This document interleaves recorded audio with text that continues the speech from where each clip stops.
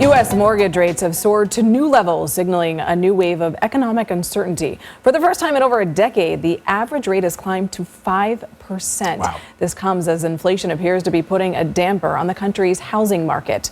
Joining us now for more on this is Erin Sykes. She is chief economist for Nest Seekers International, a residential and commercial brokerage firm. Erin, thanks for joining us. Mortgage rates are rising faster than most economists predicted. Can you explain why this is happening? Sure. So we have a perfect storm in terms of the housing market throughout the United States. We have historically low supply, historically high demand. We have a material shortage because of not only the war in Ukraine, but everything that happened during COVID. So it's stifling new construction. And now we have this increasing rate issue, and it's not going to slow down anytime soon. The money supply has really become an issue because we pumped 40% extra cash into the market over the last 2 years.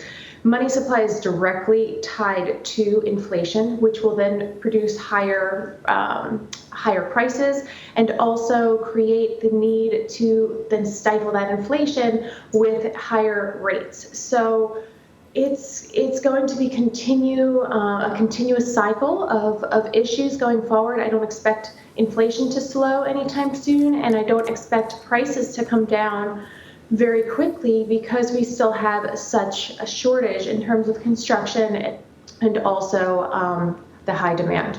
So you do believe that inflation will continue. The question is, how high will these rates go, Erin? Could they go? I expect 6% by the end of the year. We still see a ton of activity in the market. 5% is kind of that happy medium number where people are motivated to buy under 5%. After that, they start to think twice in terms of locking in a 30-year loan. However, we still see a lot of activity because it's kind of like this hangover effect where a lot of people are in contract now. They have been able to lock in those rates. They really want to close these deals.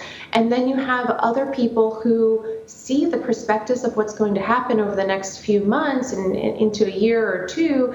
It's not going to get any better. So they're scrambling and racing to find pretty much anything that could satisfy them and their families in the short term. So as agents, we're still very busy, but we're really in a scramble mode to get everybody satisfied and into good deals for the long term. Erin, given these high mortgage rates, what is your advice for people who are looking to buy or sell a home? Sure. So buyers, I think you do have to think of time not being your friend at this point.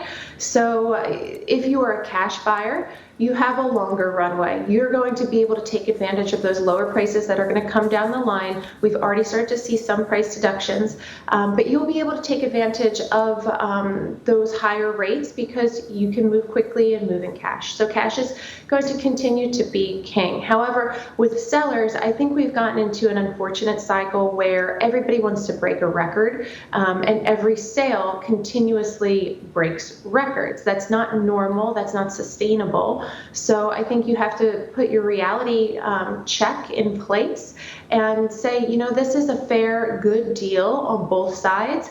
I need to move my property. This person needs a home. You come together and meet in the middle. So I think that we really need to hone in just on sustainability and reality in terms of pricing and how long it takes to sell a house. Things are not going to sell overnight anymore. So if your house sits there for 15 or 30 days, that's normal. So we really need to check ourselves in terms of what's happened over the last 2 years. Erin Sykes, always great to have your analysis. Thank you so much. Appreciate it. Thank you.